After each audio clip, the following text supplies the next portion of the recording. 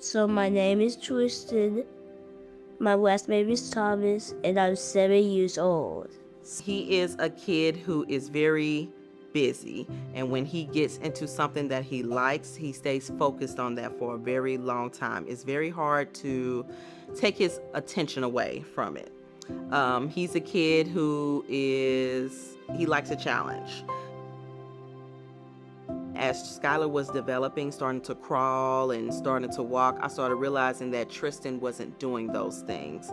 And so by 12 months, when he finally started to walk, a little bit past 12 months, I said, okay, he's still not talking. But his sister was starting to say, mama, dada, and Tristen still wasn't saying that yet.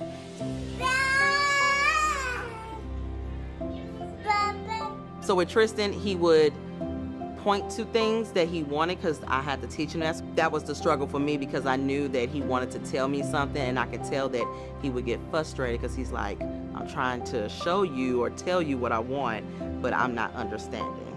It made me sad because I was like, I don't want to have my child think that I'm ignoring him or not with him on that level. I knew that it was working because when Tristen started coming here for his speech, I knew it was working because he had a love for all of his therapists that he's had here so far.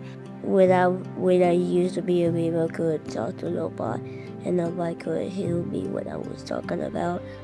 But now I can explain what I'm talking about. I love that he's able to come to me and come to my room and say, Mommy, I want to talk to you about something. And he tells me things that he's learned on black holes or on the planets. And I just sit there and I listen to him and I'm like, okay, bud, because he doesn't talk much. And he doesn't talk much because he feels sometimes that people don't understand him.